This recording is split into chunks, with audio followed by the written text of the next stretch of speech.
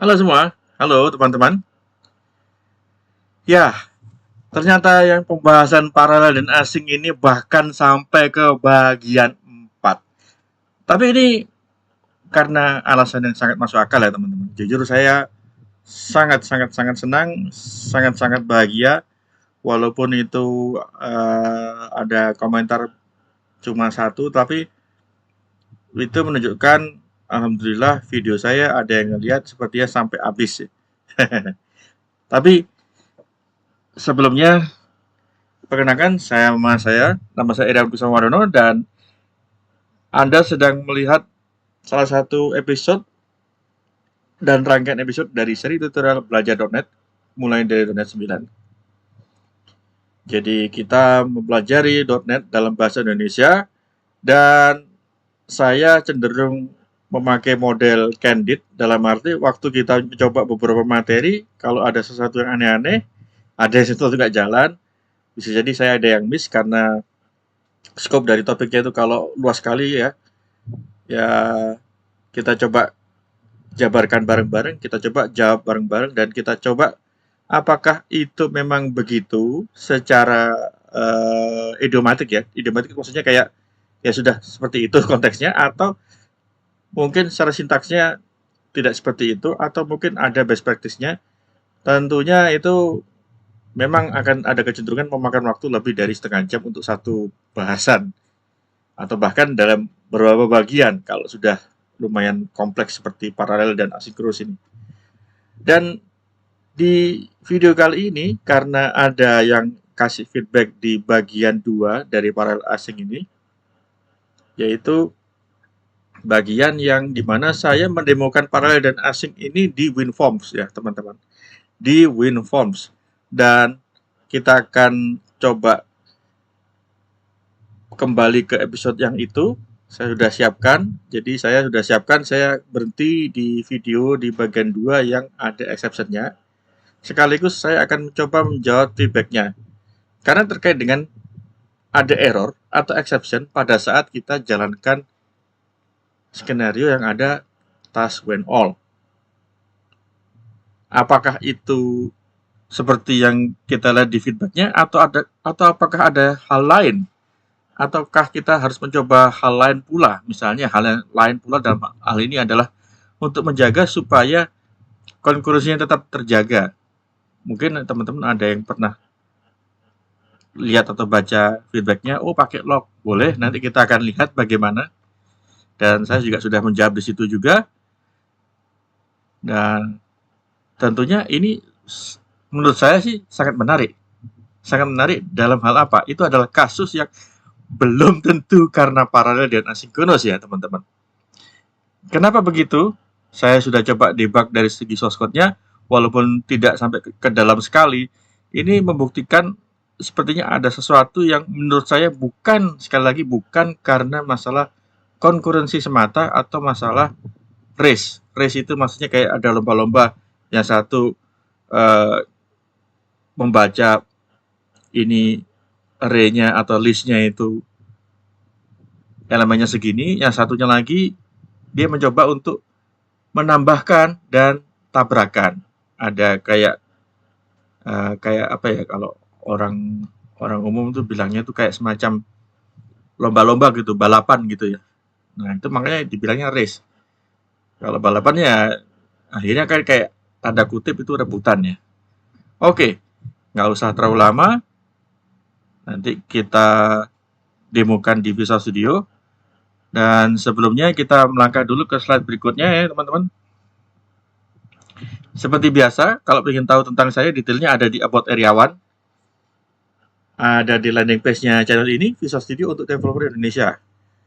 Nah, mungkin ini saya akan update lagi ya tampilannya ya. Karena alhamdulillah subscriber saya sudah 185 atau 186 gitu, sekitar segitu. Dan videonya sudah lebih banyak, ya kan? Ya mungkin memang kalau ada teman-teman bilang, ah itu kok terlalu ini ya, terlalu kecil atau gimana. Karena saya sadar kalau konten yang tidak bombastis, tidak apa istilahnya itu clickbait dan sebagainya, itu grow-nya akan grow tapi satu lambat. Kedua, saya hanya fokus ke konsep dan semantik dan kontekstual. Otomatis tidak ada unsur-unsur yang cenderung ke clickbait. Karena seperti nanti teman-teman lihat sendiri di About Area 1 itu tentang saya Microsoft MVP. Itu award yang menurut saya tidak boleh main-main dengan itu. Tapi sebelumnya saya sempat tidak jadi Microsoft MVP karena saya fokus dengan kerjaan sehari-hari, dan sebelumnya lagi saya sempat jadi Microsoft MVP. Intinya adalah bukan karena saya Microsoft MVP, karena saya selalu berusaha menjaga tidak hanya integritas lah pastinya, tetapi juga bagaimana apa yang saya presentasikan, apa yang saya bicarakan, terutama kalau teman-teman ada yang kenal saya dulu dari komunitas, kalau saya sering jadi pembicara, terutama di acara-acara atau seminar-seminar atau workshop yang berhubungan dengan teknologi Microsoft di sisi software development, seperti tentang Visual Studio, tentang .NET, Azure DevOps. Pasti akan seringkali tahu kalau saya bicaranya ya tanda kutip garing dalam arti udah itu isinya itu gitu. Saya tidak akan nambah-nambahin, saya tidak akan ngurang-ngurangi, tapi tentunya juga ada satu hal yang perlu saya garis bawahi, saya usahakan cenderung ke teknikalnya. Jadi memang saya berusaha menghindari bahasa non teknis, terutama bahasa yang agak menjurus untuk harus pakai ini nih, harus beli ini. Enggak, saya enggak akan itu. Dan seperti saya selalu bilang di video-video sebelumnya juga, apa yang saya demokan, apa yang saya presentasikan untuk teman-teman ini adalah free, gratis. Mau pakai Visual Studio Community Edition silakan. .NET SDK sendiri itu gratis ya teman-teman, apalagi open source. Jadi kalau ada yang bilang .NET itu nggak open source, ya itu berarti salah gitu. Karena sudah lebih dari 6 tahun ini sudah open source itu .NET. Bahkan sekarang sudah mau versi 10. Bayangin, mau versi 10 nanti di bulan November tahun ini akan rilis versi 10. Bukan .NET Framework ya, .NET-nya. Oke, sekarang kita langsung aja masuk ke Visual Studio. Sekaligus kita bahas video sebelumnya. Nah, teman-teman masih ingat ya? Jadi ini adalah tampilan WinForms yang menemukan paralel asing. Ini agak lama ya. Agak lama ini bukan karena Visual Studio-nya atau komputer saya lemot, enggak. Karena ini adalah dia loading out of process-nya WinForms Designer, karena Visual Studio sejak 2022 itu adalah 64 bit. Sedangkan WinForms yang kita tahu selalu by default, desainernya dan lain-lainnya itu adalah 32 bit. Makanya itu jadinya ada semacam perbedaan arsitektur yang mendasar. Akhirnya untuk ngeload ini selalu butuh waktu, dan semoga saya yakin nanti di versi-versi berikutnya, dan kalau kita lihat di Microsoft Build ya, itu sudah ada kayak semacam tanda-tanda akan keluar versi Visual Studio setelah 2022. Saya bilang setelah ya, berarti bukan minor ya, tapi nanti akan versi major. Nah, itu menarik. Nanti namanya jadi Visual Studio 2000 berapa, saya nggak tahu. Biasanya nanti di bulan-bulan Oktober itu sudah ada kayak tanda kutip kisi-kisinya gitu. Oke, kita masih ingat saya dulu untuk membuktikan apakah Parallel 4 itu blocking atau tidak, saya pakai WinForms. Karena dari segi user experience akan tampak daripada konsol yang cenderung sequential secara user experience.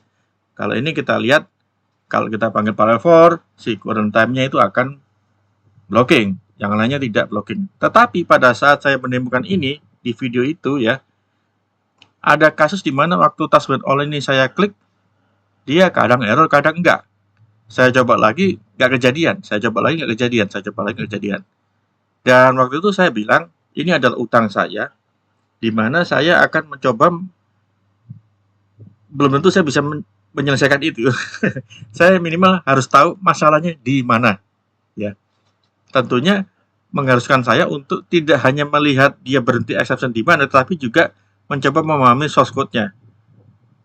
Nah, sambil menunggu itu kenapa di bagian ketiga setelah video bagian 2 ini saya memutuskan untuk ya kita lihat secara benchmark realnya data angkanya mana yang lebih performance, ya kan?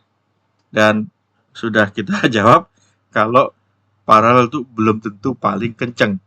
Tetapi satu hal yang pasti, kalau teman-teman lihat, saya pernah uji paralel di video series saya yang .NET Weekly ya. Kalau paralelnya itu jumlahnya banyak, misalnya lebih dari 3.000 atau bahkan 5.000 kali, paralel yang biasa, bukan yang asing ya, itu akan lebih cepat. Sudah saya buktikan. Tapi kalau teman-teman mau melanjutkan itu, boleh. Jadi silakan komentar di video ini. Kalau yang request lebih dari 5 orang, saya akan tampilkan informasinya dan saya akan buatkan. Tentunya akan sangat menarik ya. Waktu saya buat nanti pasti banyak berhenti-berhentinya. Karena apa? Kalau nunggu sampai benchmarknya selesai dari awal sampai akhir, ya bisa-bisa 5 menit nunggu saya gitu kan. Kan nggak menarik. Pasti nanti ngantuk. Saya sendiri juga, kalau benchmarknya butuh waktu ya saya tinggal. Saya tinggal minum, saya tinggal yang lain-lain misalnya.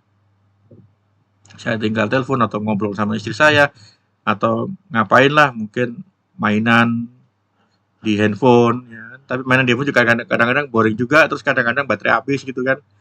Jadi itu malah distracting. Jadi saya biasanya nggak sampai cenderung mainan gitu. Paling nggak saya kalau bisa tunggu, kalau nggak ya sudah sambil kayak bikin kopi lah atau apa. Benar-benar bisa ditinggal ya. Bisa makan waktu lebih dari 10 menit kalau benchmarknya kompleks. Misalnya lebih dari 3.000 kali gitu, iterasi gitu. Dan ada langsung paralel. Karena kalau paralel berarti instrumentation untuk benchmarknya semakin kompleks karena dia juga harus ngecek kondisi CPU. CPU-nya terpakainya bagaimana. Makanya kalau teman-teman lihat di source code-nya si benchmark.net itu ada outlier, ada hitung-hitungan ini mana yang bisa di sampling, mana yang enggak ya kan. Tapi itu akan ada di bahasan yang lain. Silakan komentar juga kalau teman-teman ingin membuat saya untuk mau nggak mau harus bahas benchmark, silakan. Itu topik yang sangat menarik dan jujur bagi saya lumayan rumit. Saya jujur aja belum menguasai semua mekanismenya benchmark.net ya. Saya hanya yang basic-basic, kayak misalnya saya bikin benchmark biasa, terus ngecek dari sisi garbage collector-nya gimana, consume memory sampai sejauh mana, itu aja. Tapi sebetulnya banyak sekali hal-hal yang bisa kita lakukan dengan benchmark.net. Jadi silakan komentar kalau memang butuh hal itu. Kalau yang komen dan minta itu lebih dari 5 orang, juga saya akan bikin satu seri khusus untuk itu. Dan atau nanti apakah mau dikasih di dalam kategorinya si belajar.net ini, atau mungkin ada spin-off atau ada terpisah seperti asing dan paralel, ini akan saya bikin terpisah nantinya. Oke. Ini kalau saya jalankan belum tentu kejadian itu yang task ban all itu ya. Jadi saya pindah startup project dulu teman-teman. Ini saya jadikan set as startup project dan saya jalankan. Nah ini kita lihat ya, timernya jalan ya, dan saya panggil task ban all.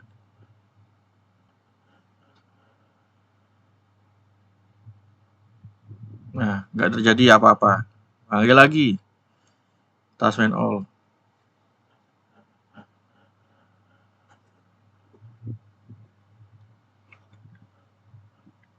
Nggak terjadi apa-apa. Nah, ini juga salah satu kesulitan saya di awal. Tidak terjadi apa-apa. Nunggu sampai gimana supaya error? Jujur saya tidak tahu juga gitu. Akhirnya saya mikirnya apa? Oke, saya sudah bikin satu project console yang akan menjalankan logic yang waktu kita klik atau kita jalankan task ban all ini gitu. Dan saya jalankan berkali-kali dalam loop for. Oke, ini nggak terjadi apa-apa. Tapi ya untung-untungan saya kemarin nyoba malamnya kejadian exception. Sekarang nggak. Nah, itu pun juga setelah 3 kali. Nah, ini sudah 3 kali, 4 kali nggak kejadian gitu. Jadi ya kayak apa ya, jackpot. Belum tentu kejadian ini lagi nih. Tuh.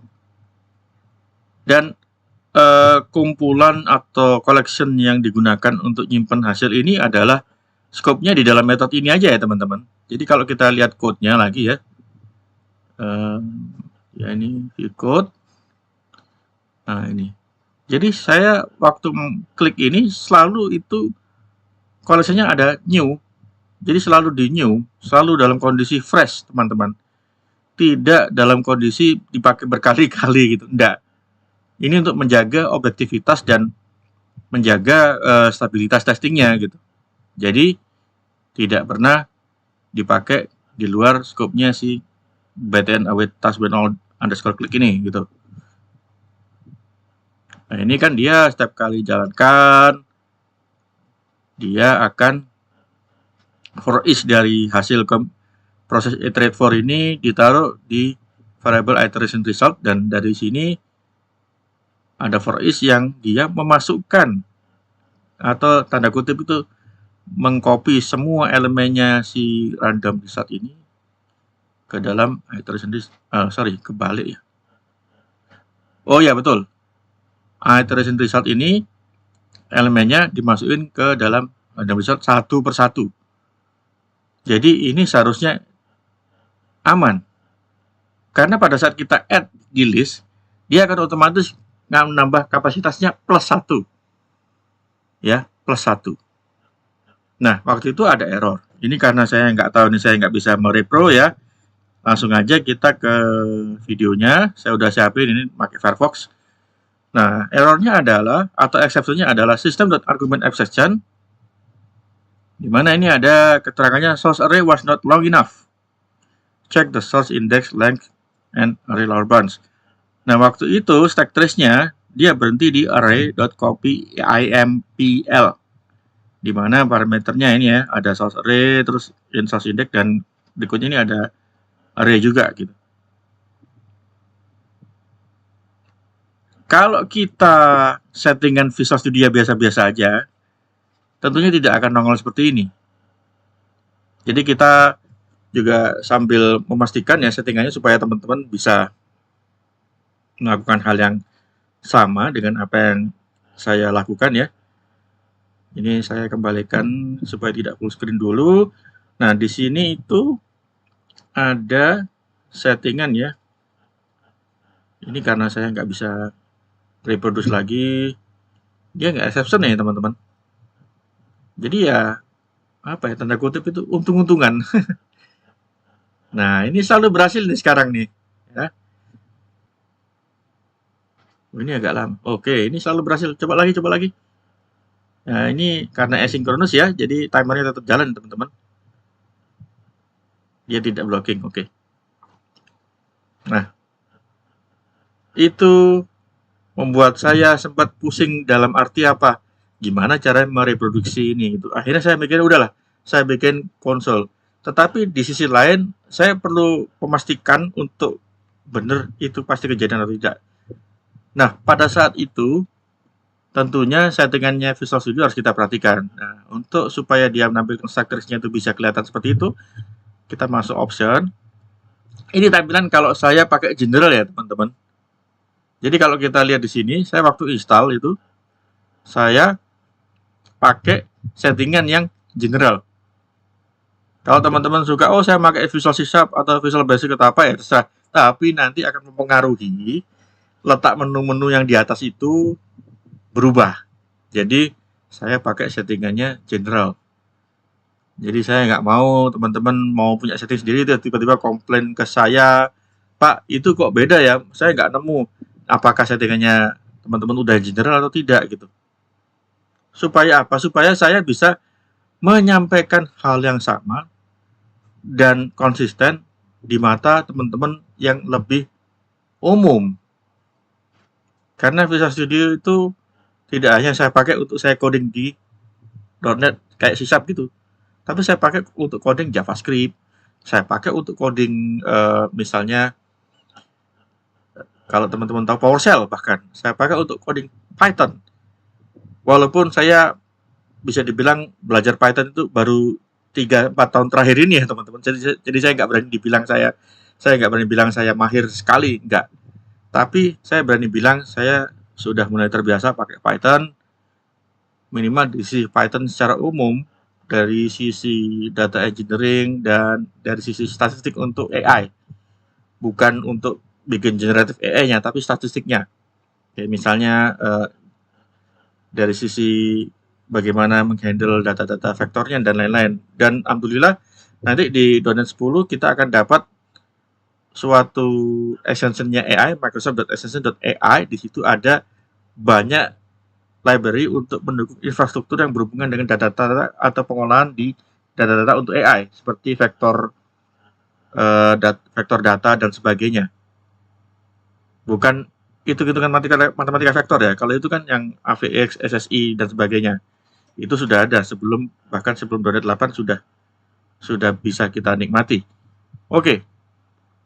Dari sini itu ada exception dan ada yang kasih feedback ke saya. Jadi ini sekalian video ini untuk menjawab komentar atau feedback dari ini Firman Herdiansyah. Nah, ini beliaunya bilang, kalau tidak salah, list of T ya, non-thread safe. Untuk kasus itu, proses write list harus dibungkus log atau semafor. Ya, memang saya ngasih jawabannya agak lama ya, karena saya perlu lihat-lihat dulu. Saya nggak berani langsung ngejawab itu benar atau tidak. Karena itu adalah kontekstual, teman-teman. Secara default, iya, list itu belum tentu thread safe. Walaupun di dokumentasinya tidak disebutkan itu. Tetapi kalau kita pakai log, ya, kalau kita pakai log, ini kita expand komentar saya, cenderung blocking. Jadi untuk pemakaian task when all ini, yang seharusnya dia itu dibikin nanti dulu ya, ini aku jadikan ada callbacknya. Jadi nggak jadi, karena ada log itu. Karena ada log itu. Nanti akan saya demokan. Terus kedua, berarti untuk kasus ini bukan masalah di listnya. Karena secara kontekstual, pada saat kita add, itu dia akan nambah kapasitasnya sebelum datanya ditambahkan. Jadi kalau kita lihat di sini, ya dokumentasinya si list itu sendiri ya teman-teman. Nah ini add an object to the end of list of T. Jadi dia akan nambahkan item baru di akhir dari collection-nya si list of T itu.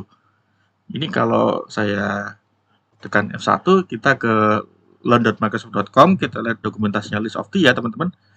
Nah ini dia. Adds an object to the end of list of T.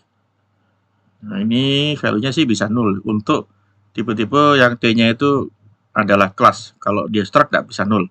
Tapi itu nggak masalah. Pada saat kita add, dia akan otomatis kapasitasnya nambah 1. Karena kalau kita bikin add itu, kita bisa ngecek sambil debug, oh sebelum dan sesudah itu length-nya berapa atau count-nya berapa gitu kan. Kita bisa lihat seperti itu. Ini teman-teman bisa nyoba sendiri. Code-nya tinggal klik tombol copy, ini bisa, atau langsung run di browser juga bisa. Tapi tujuan saya adalah sampelnya sih sebenarnya sudah cukup. Masalahnya untuk kasus-kasus khusus seperti yang saya demokan waktu saya mencoba mensimulasikan yang task when all itu, mau nggak mau ada permasalahan di aman atau tidak kalau dijalankan secara thread shift. Walaupun kalau kita taruh di task.run itu tidak kelihatan apakah dia bikin thread baru atau tidak. Karena task.run itu sangat tergantung pada yang namanya thread pool. Jadi ada mekanisme di dalam task.run itu yang dia itu seolah-olah queue suatu proses itu di dalam thread pool. Jadi ada kumpulan thread, pool itu kayak swimming pool gitu. Jadi kumpulannya atau tempat orang atau threadnya itu kumpul di situ. Nah, tapi tentunya tidak asal kumpul. Nanti ada schedulernya, ada manajemennya dan sebagainya yang ya sayang ini tidak akan saya bahas di video ini karena itu nanti akan makan waktu lumayan ya. Tapi intinya adalah thread pool itu yang jadi jantungnya si task.run itu dan hal-hal lain.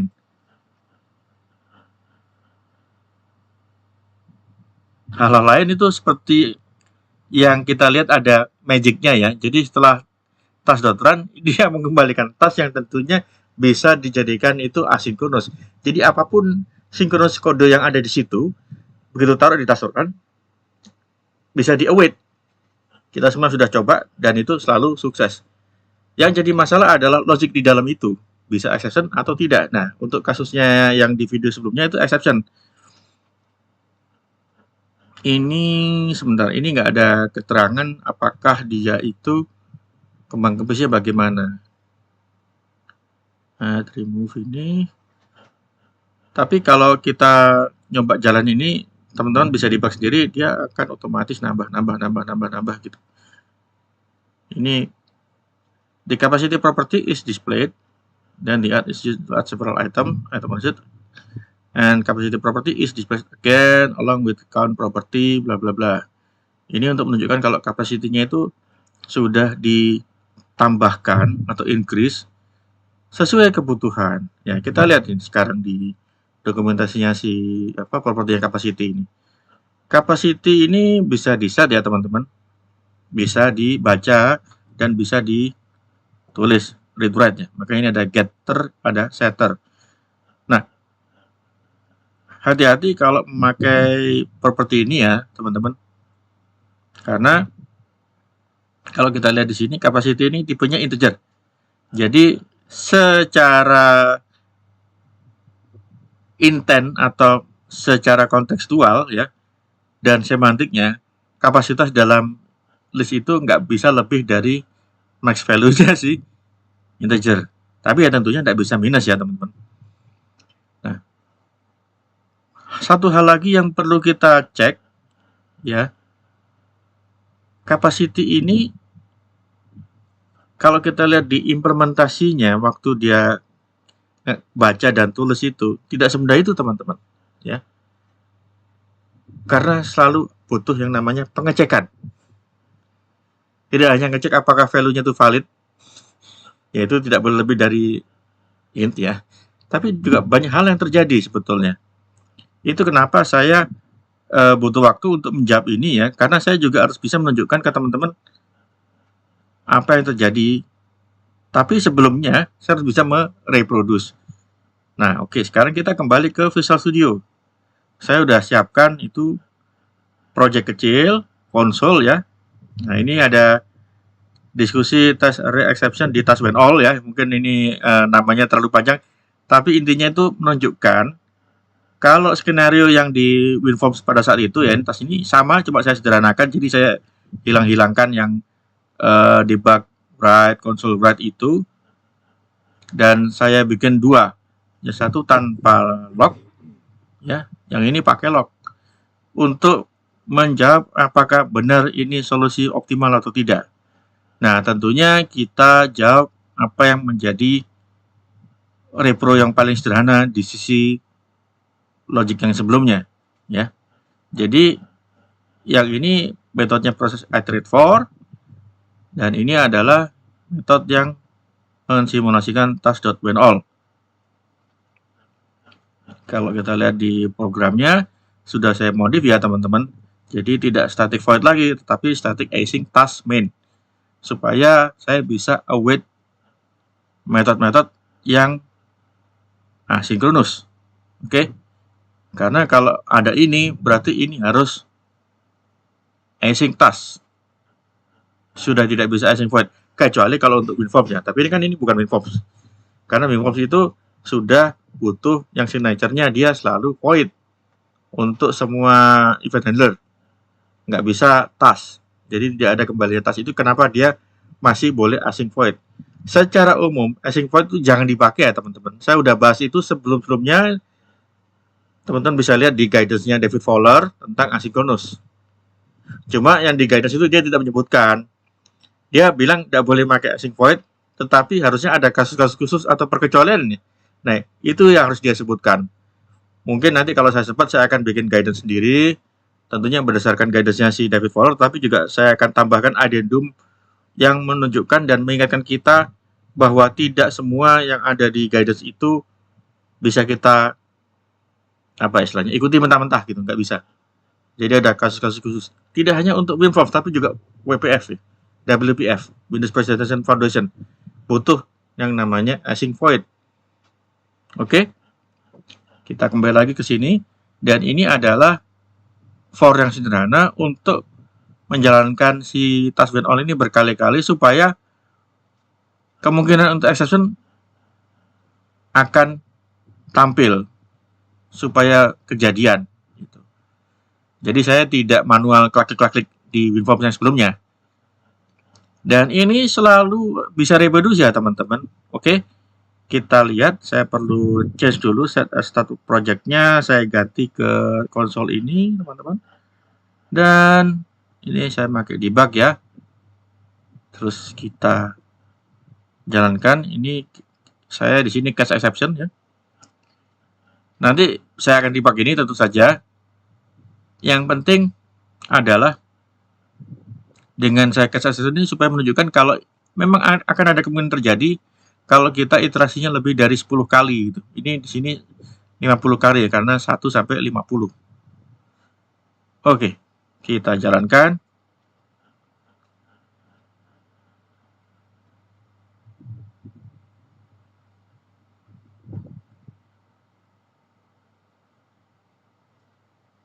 Memang kalau di sini nggak kelihatan ya teman-teman. Oh, ini bahkan pertama kali jalannya sudah sudah error. Oke. Oke. Ini langsung ketangkep karena apa? Karena saya centang ini ya teman-teman. Ada settingan ini, sistem argument accession. Dan kalau kita lihat di sini call stack-nya, nah ini dia keluar. Tidak hanya source code saya, tetapi juga source code-nya yang si .NET punya. Jadi dari ini ya, dari baris itu masuk ke add with resize ya. Oke. Ya, masuk ke sini nih. Add with resize. Dari sini dia akan manggil metode grow. Nah, grow itu isinya dia set capacity-nya. Jadi kalau kita lihat itu metode grow, karena dia optimize ya teman-teman. Jadi dia di sini stack trace-nya langsung ke setnya yang ini gitu. Nah, ini dia set capacity ini. Set capacity. Dari set capacity, waktu dia set, dia akan ada panggil array copy. Array copy ini akhirnya akan memanggil array copy IMPL ini. Array copy IMPL ini dia dari array copy. Nah, itu copy itu ini, copy yang ini. Sebentar, ini dia urutan parameternya yang ini. Jadi ada 1, 2, 3. Yang ini adalah array. Ini adalah elemennya. Oh, juga ini array juga ini, sorry. Dan ini adalah size-nya. Jadi ada 3 parameter. Ini nggak bisa saya kontrol F12. Ini langsung ke sini. Berarti ini sudah dioptimize, ini memang nggak bisa ke array copy-nya dulu. Nah, memang copy IMPL ini dipanggil array copy. Copy-nya yang asli array copy-nya itu coba kita lihat di sini. Copy nggak ada. Langsung ke copy IMPL ini. Copy IMPL di mana source array, source index, destination array, destination index, dan ada terakhirnya variable bool. Di mana bool ini apakah dia reliable atau tidak ya? Ini karena private, jadinya nggak ada dokumentasinya ya teman-teman. Nah, exception-nya terjadi di sini. Terjadi di sini. Jadi, kalau source array-nya ada properti native length-nya itu, kalau si native length ini lebih kecil dari source index plus length, terus ini dia di casting ke uin, maka dia true. Nah, saya merasa ini ada yang aneh ya, karena tipe datanya jadi tidak sama. Kalau yang source index length ini dikonversikan atau di casting ke uin, Sedangkan native lang ini, kalau kita lihat ya, dia tipenya NUINT, NWINT. Ini adalah native WINT. Jadi properti ini dikenalkan pada saat, sebentar, itu kalau nggak salah sejak .NET 5 ya. Kita lihat di sini, kalau saya F1 di ini, nah ini ada NWINT. Ini adalah native unsigned integer. Ya, ini ini adalah native unsigned integer. Cuma saya heran kok ini kok ngarahnya ke Xamarin ya. Nah, harusnya sih ini bukan Xamarin. Sebentar, ini bisa jadi ini ngebug ini dokumentasinya ini, atau linknya yang salah gitu. Harusnya itu bukan Xamarin itu. Oke, kita cari di API browsernya ya teman-teman. Ini saya jangan Xamarin, harusnya .NET. Nah ini dia .NET yang versi 9. Versi 9. Oke. Terus kita cari di sini NWINT. Bisa nggak ketemu nggak? Oh nggak ada. Native UINT. Native WINT. Oke, ini kita lihat di sini. Coba kita ini name source array-nya ada di konteksnya. Oh ya, ini dia. Jadi native WINT adalah system.winptr. Oke, berarti kita cari winptr. Nah, ini lebih menarik lagi. Tipe data pointer dibilang native WINT. Nah, oh, ini juga ada keterangannya. Ini bukan CLS compliant ya, karena memang ini sangat dekat dengan sistem ya, native ya. Kemungkinan besar ini seringkali dipakai di code-code yang cenderung unsafe. Kalau kita lihat di sini, tadi itu di bugnya itu, metode ini juga pasti ini unsafe nih. Unsafe void copy IMPL. Ya, ini karena dia main-main pointer directly di OS yang bersangkutan. Tapi teman-teman nggak usah khawatir ya, ini cross platform. Oke, kita kembali lagi ke dokumentasinya. Ada keterangan yang spesifik nggak? WinPTR type is designed to be an integer whose size is the same as pointer. WinPTR can be used by language that support pointers as common mean to referring to data between language that do and do not support pointers. Okay, WinPTR can also be used to hold handles. Nah, ini dalam pemakaiannya si array ini, apakah dia jadi handles atau tidak gitu. Oh, ini ada keterangannya. Oke, bagus ini. In C#, starting from version 9, you can use the built-in NUINT type to define native size integers. This type is represented by the UNPTR type internally and provides operation and conversion that are appropriate for integer types. For more information, see ini NUINT. Ya, kita lihat. Oke, sambil kita telusuri dokumentasinya. Native size integer. Native size integer types has special behavior because the storage is determined by the natural integer size on target machine. Nah, ini saya curiga. Target machine berarti jangan-jangan OS spesifik. Saya tadi mikir ya teman-teman. Kan ini kan bisa dibilang agak jauh ya hubungannya dengan masalah konkurensi. Jadi menurut saya ya memang nggak bisa dibilang ini masalah konkuren. Oke, sambil kita lanjut lagi ya. Ini kita yang true exception itu biarin aja. Nah, ini source array was not long enough. Ya memang.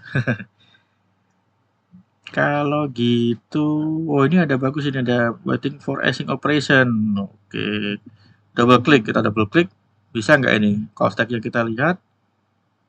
Nah ini bisa, bentuknya ini nih parallel stack, mantap. Ya dia ngasih tahu nih startup, hasil startupnya itu masuk yang mana. Oh ini ada promise-nya, oke. Ya nanti akan saya siapkan video khusus tentang ini ya teman-teman. Ini menurut saya ini sangat mudah untuk debug, tapi very low level ya, dan sangat-sangat apa istilahnya itu ya, sangat-sangat hardcore ini kalau menurut saya ini.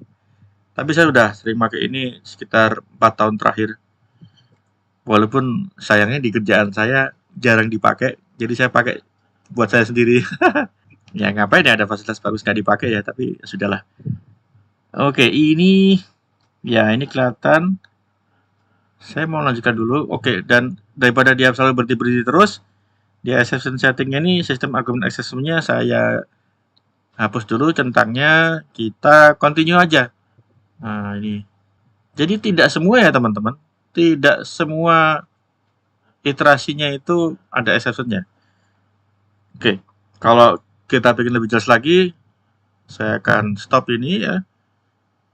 Dan kita tambahkan semacam penanda. Tentunya di program yang tadi itu kita kasih dia cetak iterasinya. Ini udah saya siapkan ya di sini. Iya, iterasinya keberapa dari 50 kali. Jadi kebetulan kalau ada exception dia otomatis dihitung. Kalau ada exception baru ditambah 1. Kalau enggak ya enggak perlu. Oke. Jadi ini lumayan sederhana, teman-teman saya akan ngerti langsung logiknya. Kita jalankan. Yang tadi exception sudah saya matiin ya, jadi dia nggak akan break lagi. Nah, ini ya. Yang pertama dia sukses ini. Kedua, oh bukan sukses ya, ini masuk pertama. Ini masuk kedua. Nah, ini masuk ketiga. Kalau yang tadi saya jalankan berkali-kali itu antara kelima dan keenam itu bermasalah gitu. Oh, ini malah nggak apa-apa. Wah, ini dia. Belum tentu error. Oke. Sepertinya fine-fine aja. Dia baik-baik saja ini sepertinya. Kita tunggu aja. Nah, ini kejadian kan, teman-teman. Ini sekarang iterasi ke-10. Kalau tadi sebelum saya recording ini ya, masuk ke 5 sama ke 6 itu. Kadang 5, kadang 6, kadang 5, kadang 6. Atau kadang-kadang 8. Ini sekarang iterasi ke-10 kejadian itu. Jadi menurut saya, oh ini ada lagi nih. Capacity was less than the current size. Oke. Parameternya value. Tentunya saya mau ngecek ya, apakah bug ini kejadian di .NET 8. Karena ada itu tadi, ada fitur baru NWin. Nah, oke, kita akan coba di .NET 8. Oke, ini mungkin kebanyakan ya. Harusnya nggak sampai. Oh, tapi kejadian lagi nih exception-nya. Oh, luar biasa ya teman-teman. Saya akan membuktikan itu. Kalau misalnya benar di .NET 8 ada kejadian, berarti itu menurut saya bug dan tidak ada hubungannya dengan log ya. Tidak ada hubungannya dengan concurrency secara directly ya. Jadi itu bisa jadi ada masalah konversi antara win dan nwin. Oke, kita paksa dia jalan di lebih dari 1 TFM. Nah, nggak sulit-sulit ya teman-teman. Kita ginikan aja. Ini .NET frame, target frame box supaya kita nandai. Kita mau pakai TFM lebih dari 1 loh. Ini jamak. Nah, ini 80 dan 90. Ini ada warning harus compile ulang, reload project. Nah, apa turunin aja. Tapi ada yang aneh-aneh kan di project ini. Kita rebuild tentunya. Oke, sudah selesai. Nah, sekarang kita lihat kejadian juga nggak di .NET 8. Ya, ini kita pilih .NET 8 ya. Dan gak usah khawatir, saya tidak pakai fitur yang aneh-aneh ya. Dan ini kita waktu run-nya jangan lupa set ke 8 juga. Oke, sudah set ke 8 dan kita coba mungkin sebentar ini jangan banyak-banyak, nggak usah sampai 50 ya, misalnya 40 aja. Tapi tidak mengurangi intinya dari diskusi saya ini ya, teman-teman. Oke, kita jalankan.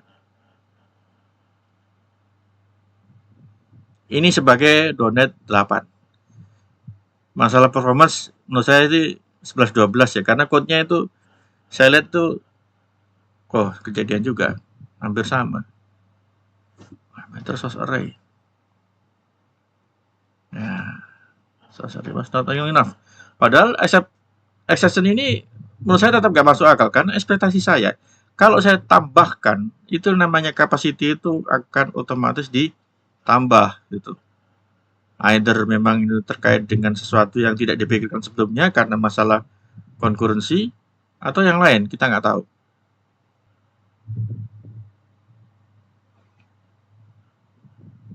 Ternyata kejadian juga di .NET 8. Oke. Ini kita lihat untuk membuktikan ini di .NET 8 ya teman-teman. Nah ini benar ini. Path-nya di sini nih. .NET 8. Jadi kejadian juga di .NET 8. Oke. Dan di .NET 8 lebih sering. Berarti seolah-olah di .NET 9 ada perbaikan. Tapi ya kalau tetap ada error yang sama ya menurut saya perbaikannya ya nggak belum apa ya nggak benar-benar menyelesaikan masalah sih sebetulnya. Oke, saya paksa stop. Jadi kesimpulannya memang ini adalah sesuatu yang ada potensi atau kemungkinan besar ini adalah bug ya teman-teman. Jadi kalau si list of t itu kita tambahkan dan kita bungkus dalam bentuk seperti ini, jadi banyak error yang keluar macam-macam. Karena saya tadi di .NET 9, sekarang kita coba di .NET 8, tentunya saya akan coba nyalakan debugnya yang tadi ya. Jadi kita set di sini. Settingannya itu ada di debug yang waktu debug yang jalan. Sebetulnya yang tadi itu bisa kita lihat tanpa itu, tapi saya selalu membiasakan diri. Saya hanya fokus memastikan saya mau nyalakan pas waktu debug aja. Jadi kita nyalakan lagi ini centangnya system.argument_exception ya. Dan kita jalankan. Nanti kalau ada error itu dia akan berhenti di code-nya. Dan seharusnya nanti code-nya .NET 8 ya, bukan .NET 9. Ini malah nggak apa-apa. Oke, 4 lancar, 5 lancar, 6 lancar. Wah. Dan error sekarang. Ini kita lihat call stack-nya. Nah, dia ada di sini nih.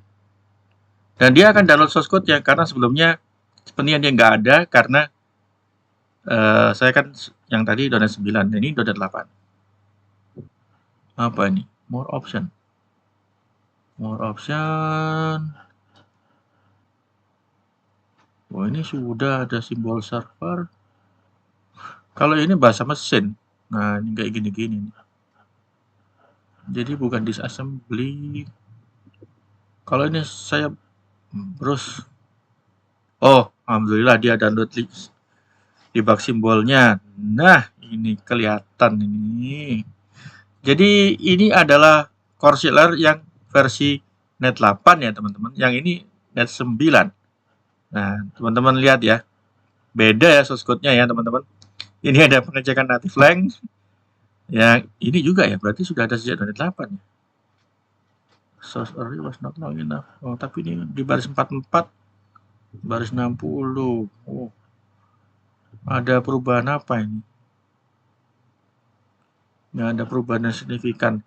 Copy IMPL. Source array-nya 0, throw argument 0 accession, destination original ini throw argument 0 accession. Get type-nya get type ini sama. SR rank match sama. Oke. Kita coba bandingkan secara vertikal ya. Vertikal ketemu vertikal. Kita bisa pakai fitur ini teman-teman. New vertical document group. Nah ini dia. Jadi bisa sama-sama bandinginnya. Yang satu di baris 22, yang versi 9, ini yang versi 8 sejak baris 40. Get lower bound ini sama ya teman-teman. Nah ini yang saya herankan ya. katanya itu tadi native lang itu katanya punyanya Net 9. Ini Net 8 sudah ada ini. Tapi kita lihat tipenya. Tipenya adalah sama ya, NUIN. Jadi bukan sejak .NET 9 dong. Nah, ini mana yang benar ini dokumentasinya ya, teman-teman. You can use the built-in NUIN to define native size integer starting from ini. Oke. Oh, maaf, bukan .NET. Ini adalah sejak sisap versi 9. Oke. Kesalahan ada di saya. Maaf. Jadi ini salah baca konteksnya. Ini sisap starting from version 9. Kalau sisap 9 berarti sejak .NET 7 ke atas itu. Iya. Oke, jadi itu bedanya. NUIN. Menarik. Berarti ini bug sudah sejak lama ya. Oke. Sepertinya waktunya sudah cukup lama dan saya harus segera menutup ini. Jadi sudah saya jawab dan menurut saya pribadi ya, dan setelah kita discuss secara intensif ini ya, bagi saya ini adalah bug, bukan apa itu istilahnya, move to next document group.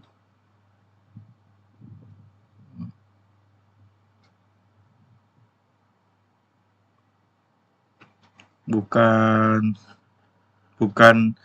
kayak hubungan dengan konkuren. Bagi saya ini bug yang sebetulnya kalau dibilang mungkin ada relasinya dengan masalah konkuren mungkin, tetapi juga nanti akan saya demokan juga, dikasih lock juga tambah parah gitu. Tambah jadinya itu seolah-olah dia jadi kayak apa istilahnya itu. Jadi kayak dia itu setelah dikasih lock jadi lebih lambat performanya. Karena itu tadi, lock itu asumsi sesuatu yang tidak dicampur adukkan dengan asinkronus. Karena itu secara implisit dia expect ini adalah sinkronus gitu ya teman-teman. Kalau kita pakai lock ya. Dan ini saya geser dulu. Keren juga ya warnanya. Ini sejak 2022 ya teman-teman. Oke, ini adalah ini tadi nih.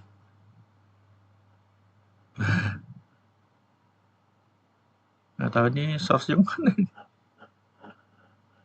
Luar biasa.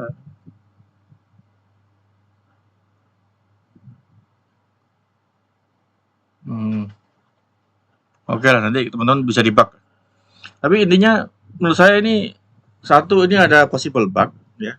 Kedua, kalau ini misalnya memang bukan bug, harusnya dari sisi dokumentasi dia secara eksplisit menyatakan kalau kita mengadakan operasional seperti ini itu basically dia tidak thread safe gitu. Jadi dia tidak thread safe. Nah, masalahnya add ini kayaknya tidak apa-apa alias tidak berdosa, tapi begitu kita lihat dalam-dalamnya tadi ya, dia set capacity, waktu set capacity dia ada kayak semacam copy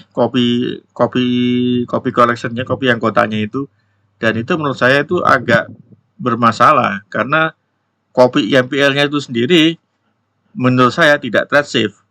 Jadi yang masalah bukan di list add-nya, tapi waktu dia copy IMPL-nya itu. Pertama itu. Kedua, sebentar ini ada copy IMPL ya. Oh ini ada nih. Tapi ini yang array-nya ini, wah ini .NET versi berapa lagi ya?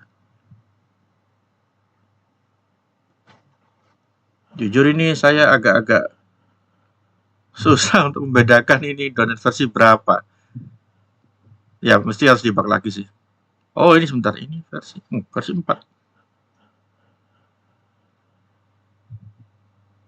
Ini semuanya juga versi 4 sih ya. Nah, type forward itu hanya ada di .NET Standard dan .NET Core ya teman-teman. Tidak ada di .NET Framework secara default. Karena ini untuk menjaga kompatibilitas dengan MS Core Lib-nya .NET Framework sebetulnya. Versi ini tuh sebenarnya versinya MS Core Lib-nya .NET Framework. Dan ini adalah semacam strong name key-nya atau key-nya ya, punyanya DLL dan Framework, dan kayaknya dibawa juga ke .NET Core. Tapi itu nggak penting. Sekarang ini adalah kita udah bisa reproduce, dan ya iterasi keberapa ya agak susah memastikannya. Tapi kita lihat di sini nih, di source code-nya list ini, waktu dia set capacity dia manggil array copy. Waktu dia manggil array copy ini ujung-ujungnya akan manggil array dot copy YAML. Nah, itu yang jadi masalah, itu yang jadi. Oh ya, sebentar, saya masih ingat settingan saya ini ya, tadi untuk debugger ya teman-teman, debugging, dan setting enable just my code ini centangnya jangan diaktifkan ya, karena kalau centangnya kita aktifkan, kita nggak bisa sampai ke source code-nya si .NET-nya ini teman-teman. Jadi enable just my code ini centangnya dihapus. Dan satu hal lagi, kita set simbolnya ambil dari simbol server, Microsoft Symbol Server. Nah, Microsoft Symbol Server ini akan secara otomatis bila perlu dia download PDB. PDB-nya itu PDB dalam bentuk debug symbol yang ada langsung nge-link ke source-nya. Itu kenapa ada yang namanya source link. Kalau kita lihat di sini, dia ada namanya source link, enable source link support. Ya. Ini dulu yang buat itu engineer yang dia pengen supaya kalau dia debug langsung nyambung ke source. Akhirnya projectnya diakuisisi oleh Microsoft dan menurut saya berguna sekali. Namanya kalau salah Cameron Taggart, yang orang yang pertama kali bikin si source link ini. Luar biasa teman-teman. Saya nggak kepikir dia bisa punya ide sesimpel itu, tapi sangat membantu. Jadi kalau kita debug langsung ke link ke source code-nya si .NET-nya. Oke. Nah, ini sepertinya sayangnya akan butuh banyak bagian-bagian lagi. Tetapi nanti di hari Jumat ya, insya Allah ya, kalau nggak ada halangan, dan insya Allah juga saya akan menyimpulkan beberapa hal tentang paralel async ini. Kalau nggak ada halangan, nanti di hari Jumat kita akan coba masuk ke ASP.NET Core atau ASP.NET. Intinya ASP.NET. Kita fokus dulu ke secara umum ASP.NET yang bukan bagian dari .NET 8 ke atas ya. Jadi tanpa minimum API, kayak gitu-gitulah. Atau bukan, mungkin dari 7 ya, saya agak lupa itu pastinya. Tapi intinya saya akan pakai contoh-contoh ASP.NET yang biasa. Nanti kalau mau butuh minimum API, akan ada bagian yang lain setelah itu. Karena apa? Karena yang paling umum dan paling gampang, dan sesudah itu juga yang tidak kalah penting dari segi maintenance, kalau kita bagian dari tim, lebih mudah kalau kita tidak memakai minimum API sebetulnya. Oke, pengen tahu buktinya gimana? Apakah benar? Kita lihat di video berikutnya di insya Allah hari Jumat jam 7 atau setengah 8 ya. Semoga kalau internet saya nggak bermasalah dan kesehatan saya nggak terganggu nih karena panas dingin hujan dan sebagainya. Tapi tetap semangat, dan jangan lupa kalau teman-teman enjoy video saya, like. Kalau yang belum subscribe, segera subscribe, dan tolong disebarkan video-video saya. Sekali lagi saya terima kasih banyak atas komentar-komentarnya, atas feedbacknya. Oh sebentar, satu hal lagi. Aduh, saya kok lupa. Saya perlu membuktikan kalau kita pakai log itu gimana gitu ya. Ini program ini akan manggil yang ada lognya. Jadi lebih lama dan nggak jelas itu apakah dia selesai atau tidak gitu teman-teman. Karena di sini saya log ini nih, di sininya nih. Saya paksa supaya dia itu log. Otomatis ini konsekuensinya adalah ini akan dijalankan, yang lainnya nunggu. Blocking ini sudah bukan asynchronous lagi ya teman-teman. Kita lihat. Buktinya adalah dia performasinya akan lebih lama kalaupun tidak exception. Tapi kadang-kadang itu kayak nggak kelar-kelar. Ini kita jalankan dan kita set ke net 9 ya teman-teman. Oke. Net 9. Nah, kita lihat di sini. Oke. Dia sudah sebagai net 9 ya. Mana itu? Di sini. Oke, sudah net 9. Kita disable dulu aja. Iya. Nah, ini masuk iteration 1. Lama gitu, nggak kelar-kelar. Ini saya nggak ngapa-ngapain ya. Dan debuggernya nggak berhenti. Tapi lebih lama, nggak kelar-kelar. Karena itu tadi, asinkronus yang tapi seolah di tengah-tengah dipaksa blocking. Nah, ini akibatnya. Jadi, menurut saya, solusi ini tidak bisa saya pakai, gitu, yang pakai lock. Untuk kasus kalau si task-run-nya itu kita panggil sebagai asinkronus. Jadi, tidak bisa kita pakai. Ini nggak kelar-kelar ini. Dan kalau kita lihat dari sisi debuggingnya ya, kita masuk ke sini, ya akan masuk juga ke sini. Itu. Nggak tahu nih dia ngapain. Apa dia lagi menunggu sesuatu juga kita nggak tahu kan. Nah, kalau kita masuk sini, oke, dia ngasih tahu masuk. Dan jalanin lagi, masuk. Kemudian kita lepas. Apakah for ini juga masuk?